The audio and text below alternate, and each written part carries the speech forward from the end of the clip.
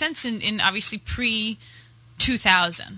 Right. I mean, it made sense then because you weren't getting that national news anyplace but your national TV networks through the evening news. But we are getting those national news through all those sources because we now have access to them. So beforehand, you needed, when I lived in Denver in the 1990s, I needed the Denver Post and the Rocky Mountain News. I had subscriptions to both papers because they were very different. So you needed all of that to really understand what was going on in the world. But the fact is, you don't need that anymore. I want to in here. Two things are coming to my mind as you're talking. The first is that I was on maybe the New York Times last night or yesterday, and I noticed that there was this gargantuan ad unit on the page, that it was the article and kind of a triple wide skyscraper took up the whole top of the fold and half of the screen, and it was a single ginormous ad. I think that's very telling because where is Macy's going to run their, white flower sale? They're used to spreads and page colors, and until we can replicate that online, it does hold back that ad revenue. And now I saw for the first time, I don't know what that ad unit is called, gargantuan is what it was, but that's what it's going to take, not a bunch of ad units on the page. Well, and then the second thing that I just want to pop in is, and I know we're going to talk about this more later, but Hearst coming out with their own e-reader for their newspapers. So they realize that people no longer want to print. Well, and one of the things that's really important about this is Hearst. The Hearst is going to have their own Kindle. And Hearst owns the Chronicle. Yeah, Hearst owns the Chronicle, but they're coming out with their own Kindle. Well, and what's interesting about this is that Hearst didn't just realize this. Hearst invested in e-ink, which is the company that makes the display 10 years ago. Oh, was it 10 years ago? Yeah. So we're not, this is actually a very forward-thinking company, at least from the corporate level, of knowing that this is going to be something that's important to us, and we're going to put money into it now. And they got everyone else. Everyone else is using their technology, and now they're going to come in and create their own version of that. I think it'd be really interesting to have Kenneth Bronfman on this show, because if he's the guy who did that investment in e-ink 10 years ago, and now he's bringing out the e-reader for the Hearst business, and he'd be a really interesting. It sounds like the guy's probably a visionary. Yeah, I give him a lot of credit for that, right? Yeah. So if he's listening, have him give us a call. The thing that's interesting about that also is that what Hearst is talking about is they're going to have a much more open reader. So the idea is that Amazon has a lot of rules and a lot of the DRM stuff, the same things that we heard about Apple, that people complain about related to people about the iPod and iTunes and so on and so forth. Well, Hearst is saying we're going to open it up. We're going to let people decide how they're going to charge. We're going to let people decide how they distribute. It's going to be a player, slightly larger format, starting in black and white. They're hoping to go to color, and but we're going to let magazines, and it's really designed for magazines, probably as much as newspapers, probably more than newspapers. It's really designed for, and Hearst, of course, owns a lot of magazines. It's going to allow them to decide what that business model is going to look like, and this is exactly what Tim O'Reilly's been talking about, right? Yes, exactly. Yeah. I mean, I don't think many O'Reilly books, if any at all, are on the Kindle, because he's a big proponent of the openness, and he's saying that that the Kindle needs to embrace open ebook standards, or quote, be run over by them. But it's interesting, Matt Assay at CNET, who's kind of the big open source guy over at CNET. I really like him. He does a terrific blog, and I actually interviewed him for an open source story that I'm doing on open source video, and that's actually running in Media Magazine, which is a Media Post publication. But he had some great thoughts about the open source movement in general. But he points out that a variety of books, he downloads a variety of books for free from Project Gutenberg, and he suspects this will only increase as more free content is formatted for the Kindle. Still, he's not quite as far as Tim O'Reilly is in terms of the openness, but he definitely thinks the Kindle should be more open. And I guess the question is, will it really become more open? Because we can look to Apple as a model. I mean, the iTunes is, in some ways is becoming more open, but yet it thrived without being open. Do we need openness for these new portals to thrive? Don't you think that it's really a matter of time for the Kindle? I mean, there are, a dozen ebooks, e-readers in production by various companies now. Why would Amazon not want to recoup their R&D investment by keeping it closed for as long as they possibly can until the market has a natural forcing action? And I think what Hearst can see is that there's a window of opportunity for them, that if they do not provide some kind of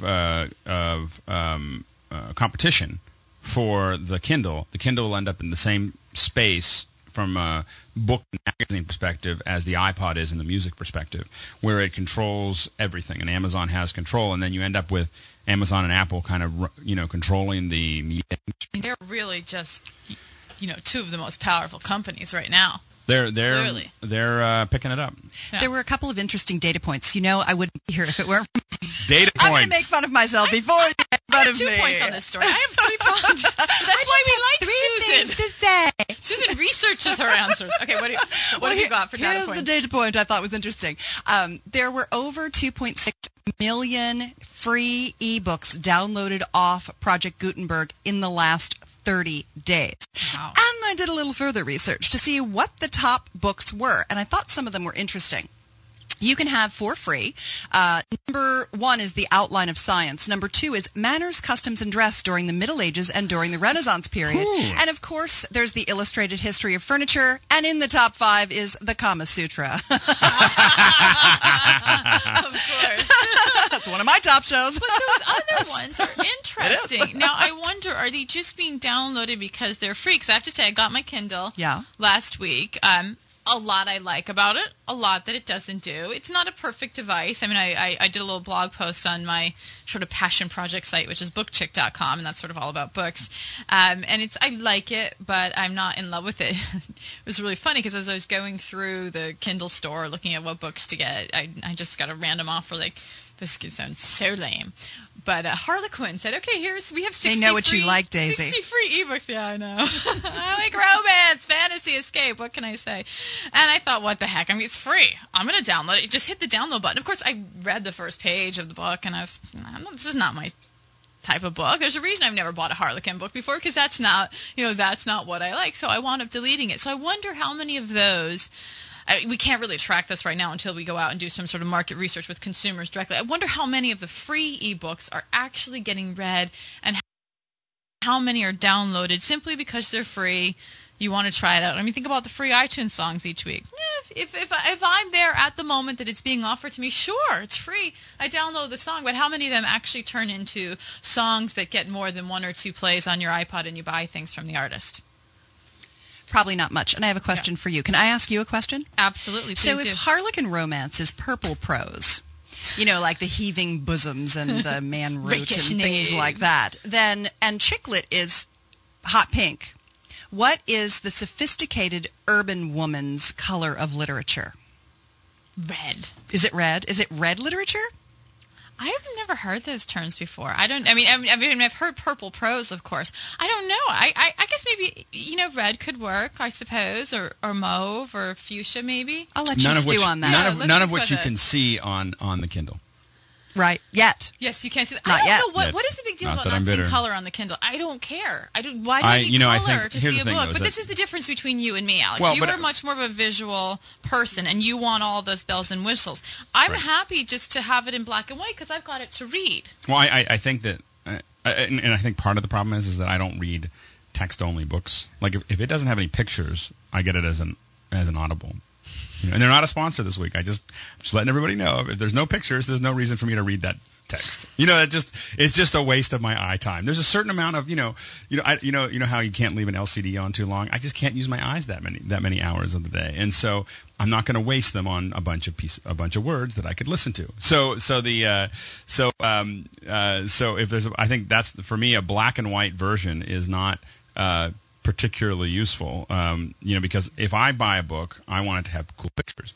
And so, and cool pictures generally mean color and higher resolution and all those other things. You were a big comic book kid, weren't you? Actually, no. Really? No, I didn't. I watched a lot of Speed Racer, but that was about as close as I got to it.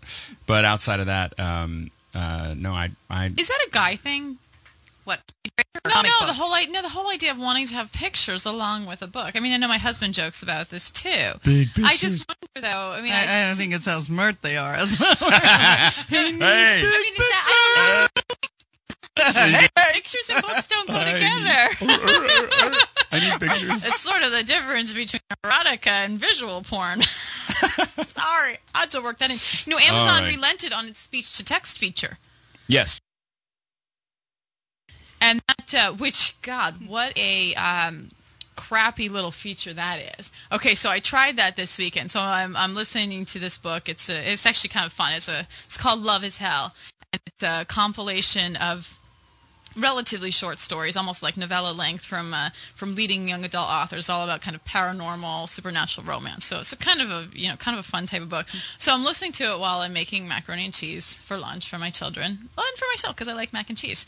And I thought, well, this is what it was designed for. I hit the speech to text feature so that I can keep listening to the book while I'm cooking or something. And well, first of all, I couldn't hear it for the life of me. I was like, what? Leaning my ear into the book, trying to find the volume. Maybe it's there. I couldn't find it easily. And it really just sounds like that cheesy I think that there's a computer headphone voice. It is, although, we listen to